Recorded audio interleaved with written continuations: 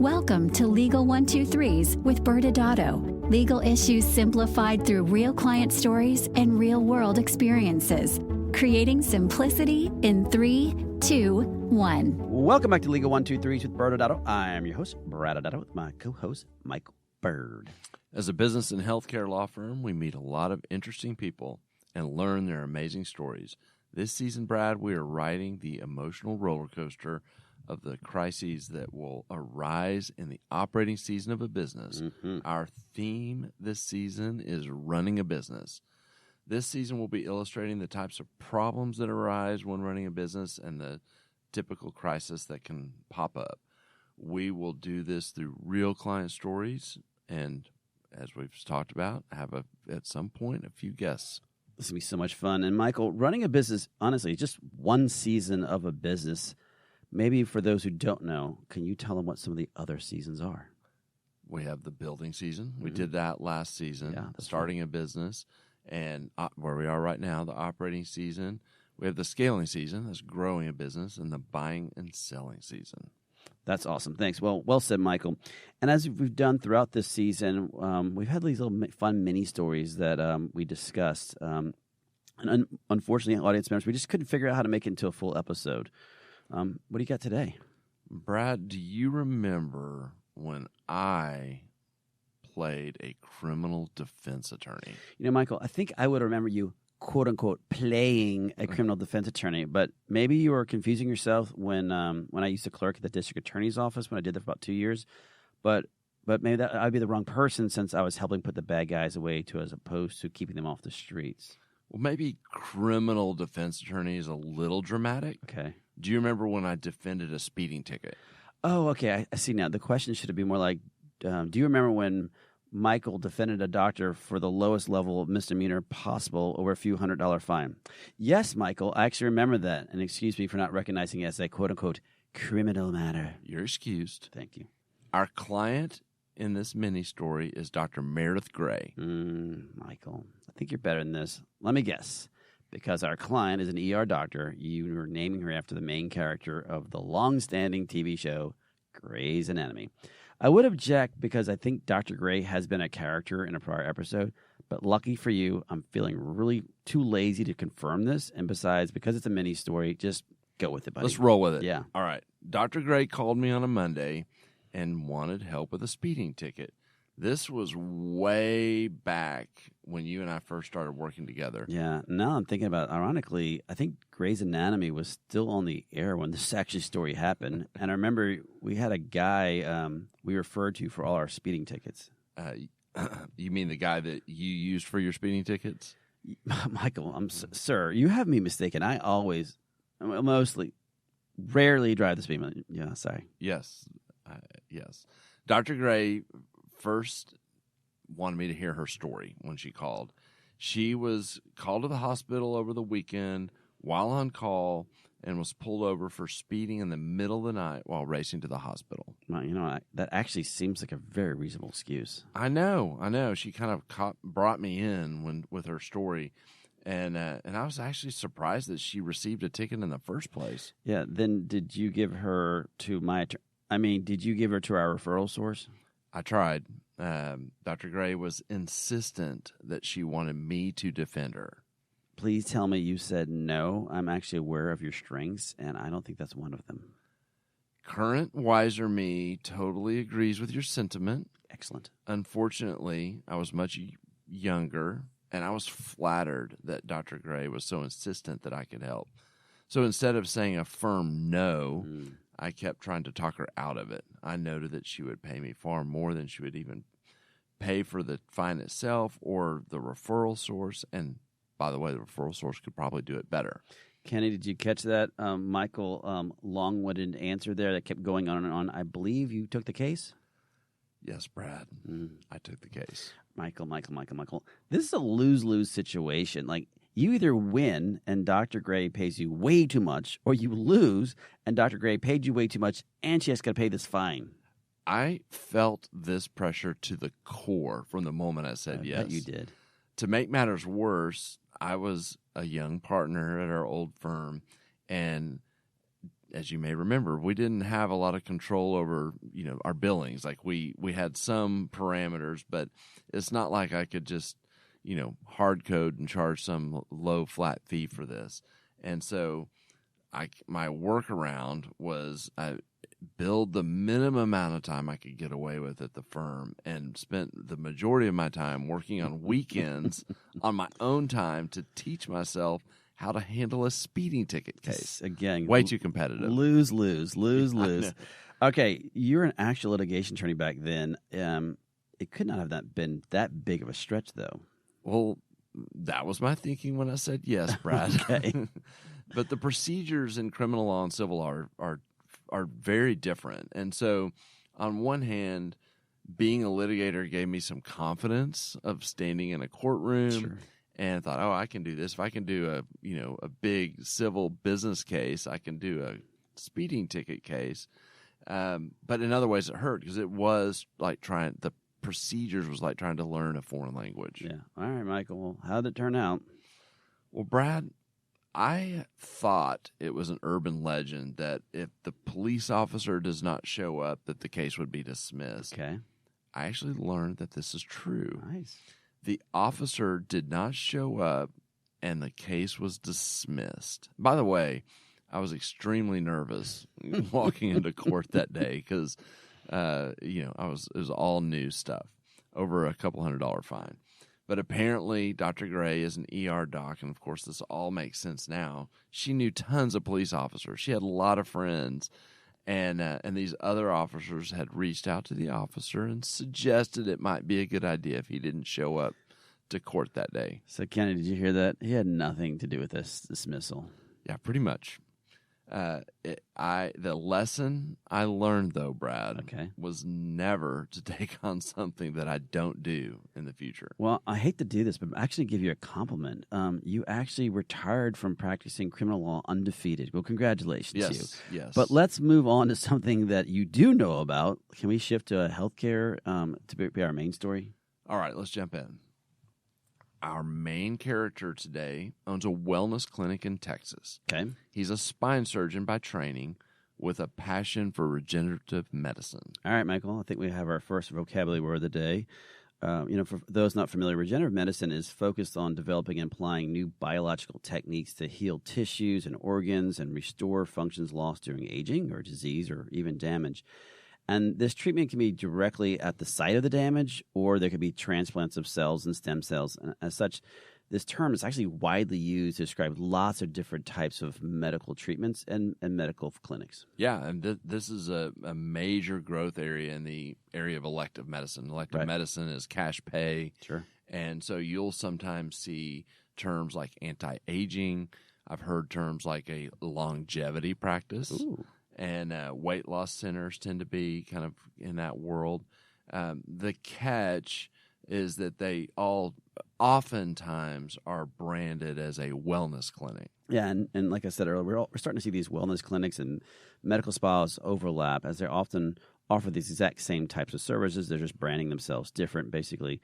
But, we're talking about the story. You never even told me the name of the main character so far.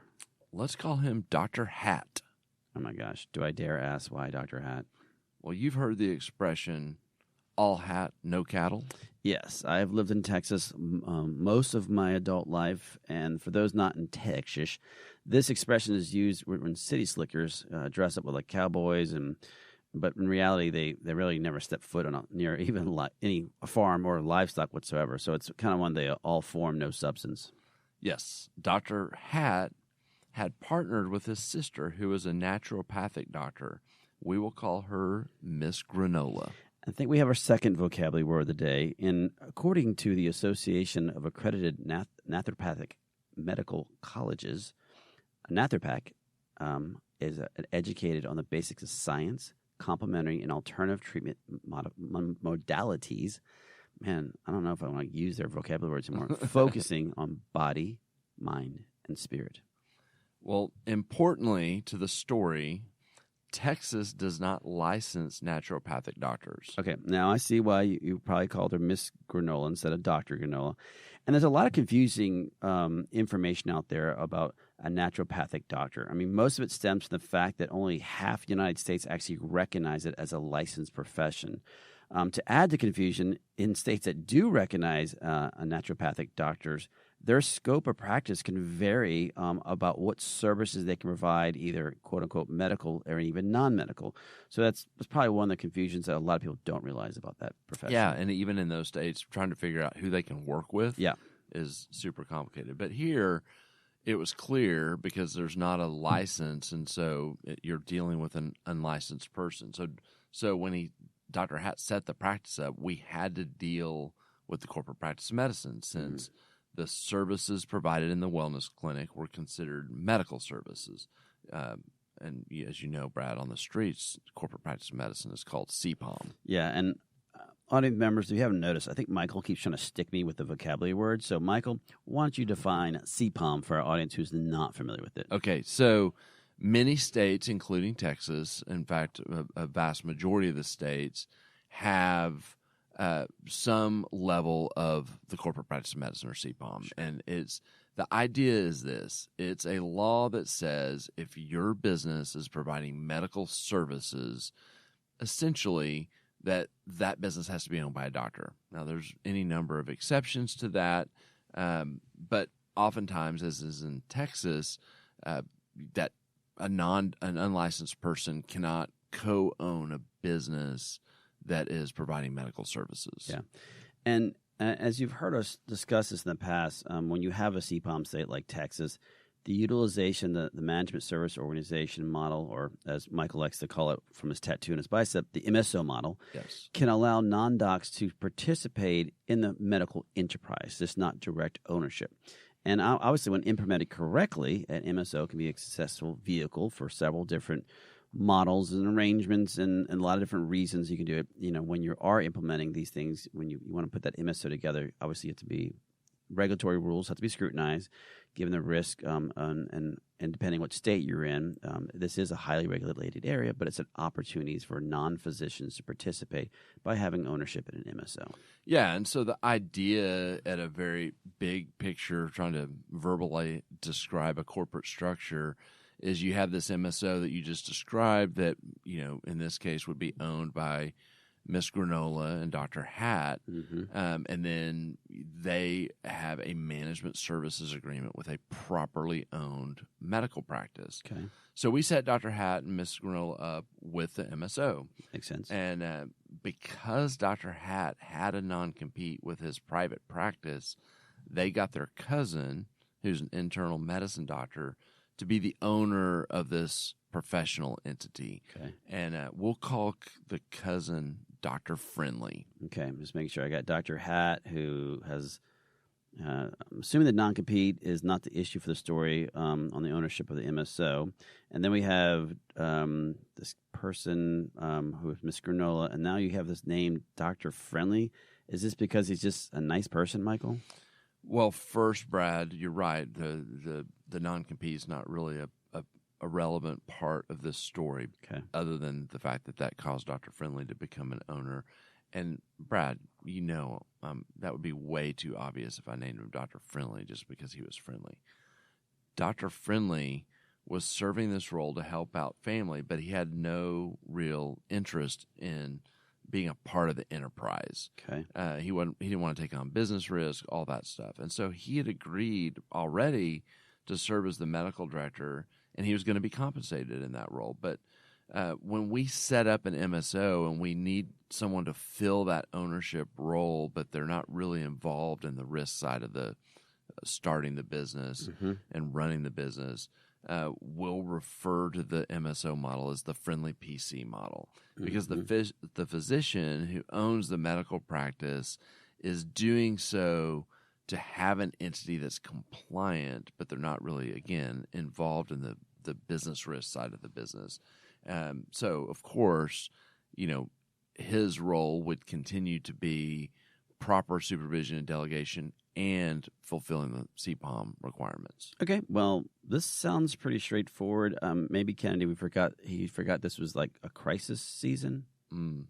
Well, at this point, it was going very smoothly, Brad. Oh, okay, good. Yeah, because everyone was family. We actually got through the entire MSO setup process in 4 weeks. Nice. We had 2 whiteboards during that time. Very nice. The first whiteboard, we walked through kind of the corporate structure, the MSO model, and showed them how to operate the MSO, and made some really important decisions on the setup. And then we even had another whiteboard where we got into the kind of ownership relationship between Dr. Hatt and Miss Granola on the MSO side. Yeah, again, Michael, I don't know if we're going to be able to keep this episode. I don't see a crisis yet. It was still smooth, Brad. Okay. Now, we could have interjected to have you run it, and it probably would have created some crises. But so far, this was really smooth. Cut that. Okay. Cut that.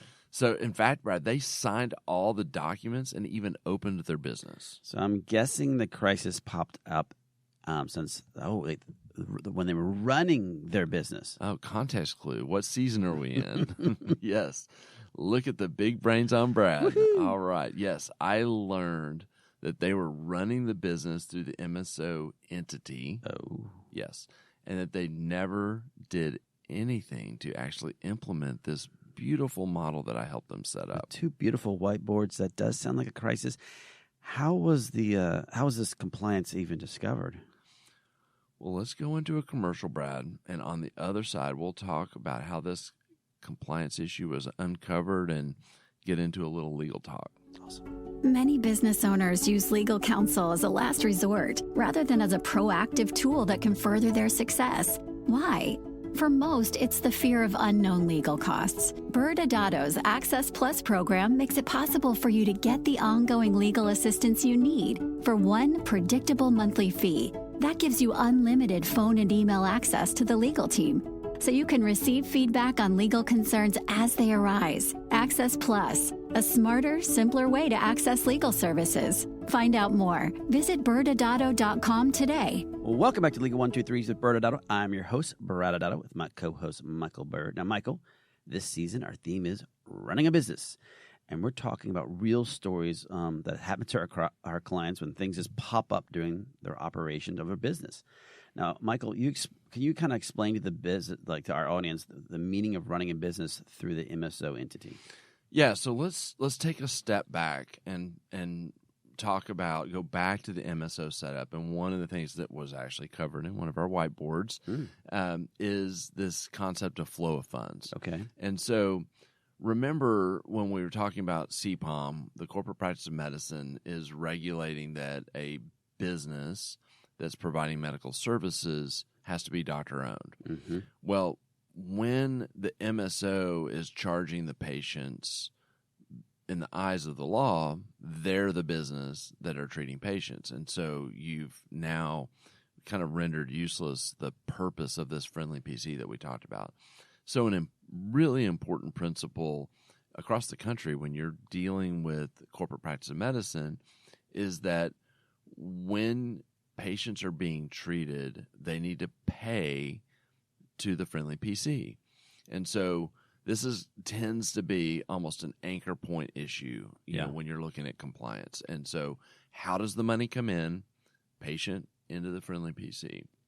A secondary issue that tends to be really important, and in some states it's critical from a compliance perspective, is how you get the money out of the friendly PC over to the MSO.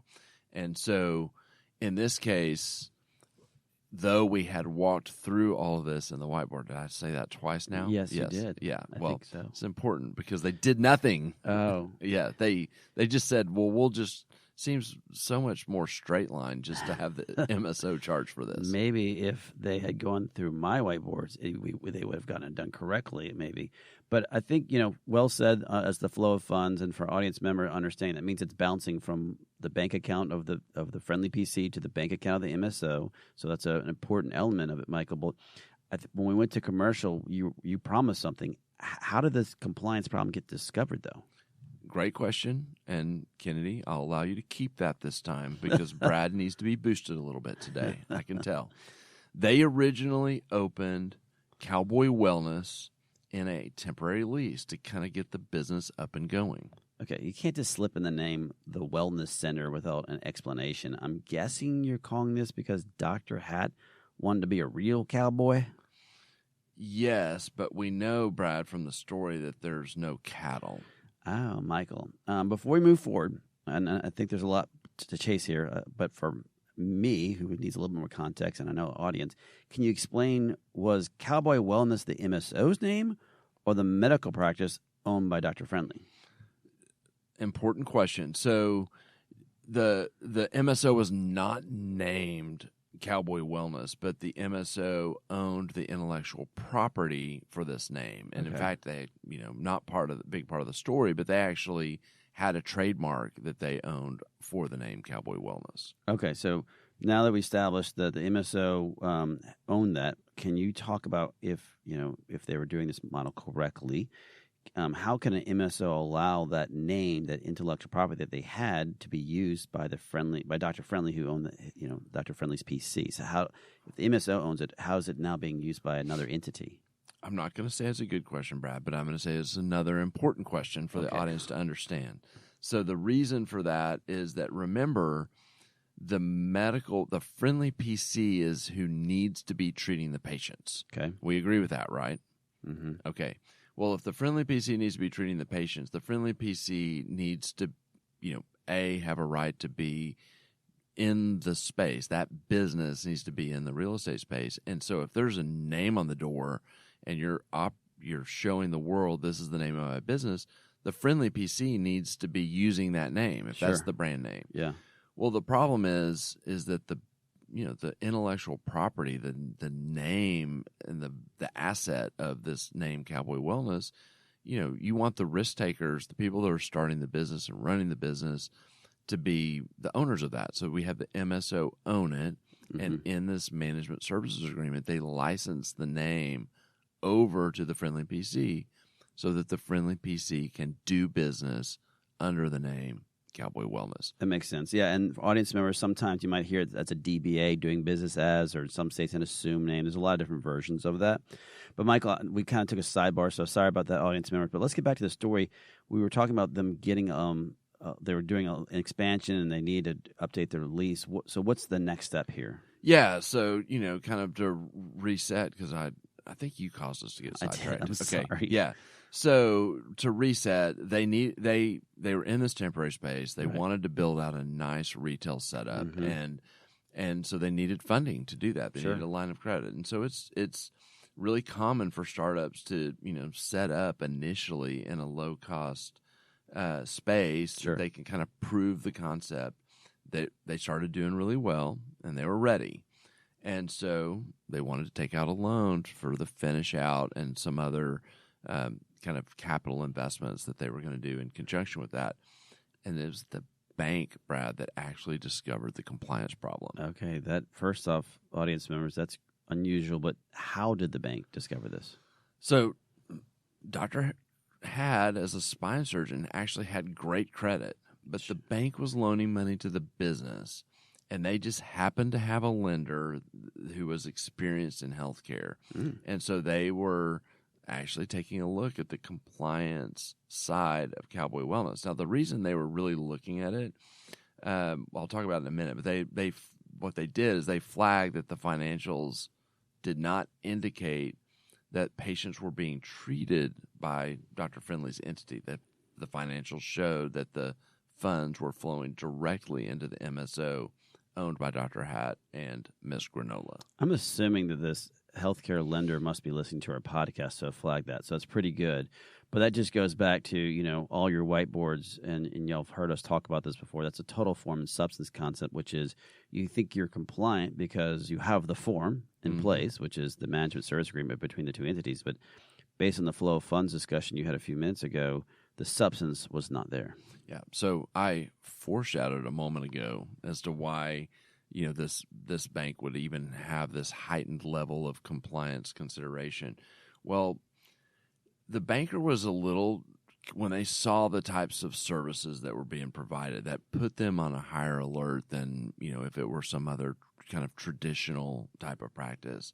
And so he realized that there was a lot of alternative treatments that were being provided, and so that's what caused him to start digging a little deeper into compliance. Yeah, and those not familiar with this, it's interesting when bankers, we've sat in these rooms before, and they're trying to understand your business because they want to make sure if they lend you money, they get that money back. And when you're in an alternative area, wellness centers or med spas, this is a new language to them. It may be healthcare, but you may be saying, oh, we're doing peptides, or we're doing semaglutides, or we're doing GLP-1s, or some type of hormone replacement, and they're not familiar with those types of treatments. So that just puts them at a heightened risk to them because they don't even understand how that's profitable, how are you making money, what's the risk associated with it. So I can understand that not only do they see that in the wellness center, but then the funds don't seem to be going to the right place. So I could see why that would trigger it.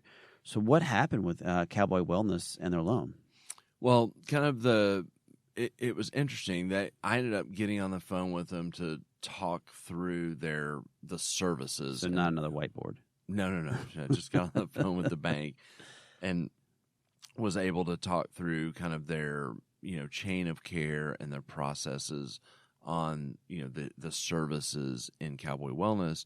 And they were actually had really good kind of systems set up. They had all the right consents and were pretty tight on that. And the banker was satisfied. We did have to kind of step back and clean up the mess created by the fact that they didn't actually implement the MSO on the operational side. They were delayed by a few months on their build out and because going back and fixing things, and there's a lot of fixing on the accounting side as well.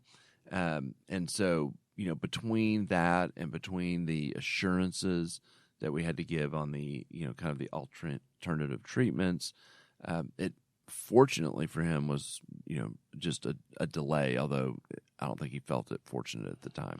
Yeah, and this is a great reminder that when you are building out a compliant model that hopefully your attorneys explain to you, that you yourself either need to make sure that those who have to implement the model, so your admin team, your CPA, or whoever else is involved to watch the flow, they actually understand it too. Because this is, we've talked about people drifting out of compliance. They just didn't ever implement the compliance. So there was no drifting in this particular situation.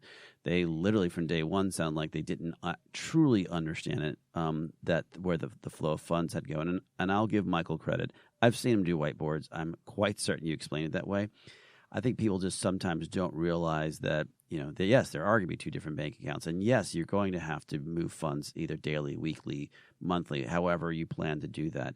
And it does add administrative burden. And if you, the owner, understands it, but if your team doesn't understand it, or your CFO, your COO, whoever's in charge of it, it doesn't help. And it sounds like in this particular case, maybe the two owners maybe understood it at a high level, but never really explained it to their team. And they opened for business and money started coming in.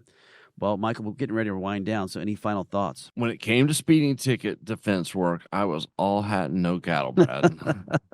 And I should not have said I would do it in the first place. And for me, thankfully, I got away with it. And have stayed in my lane ever since. Dr. Hatt learned a valuable lesson as well. It only cost him a few months delay, but it could have been much worse if there would have arisen in context to a medical board investigation. No doubt on that. Well, Michael, next Wednesday's show, we will be discussing a story about a crisis when the FBI calls the medical practice. Thanks again for joining us today. And remember, if you like this episode, please subscribe, make sure to give us a 5-star rating, and share with your friends. You can also sign up for the ByrdAdatto newsletter by going to our website at ByrdAdatto.com. ByrdAdatto is providing this podcast as a public service. This podcast is for educational purposes only. This podcast does not constitute legal advice, nor does it establish an attorney-client relationship. Reference to any specific product or entity does not constitute an endorsement or recommendation by ByrdAdatto. The views expressed by guests are their own, and their appearance on the program does not imply an endorsement of them or any entity they represent. Please consult with an attorney on your legal issues.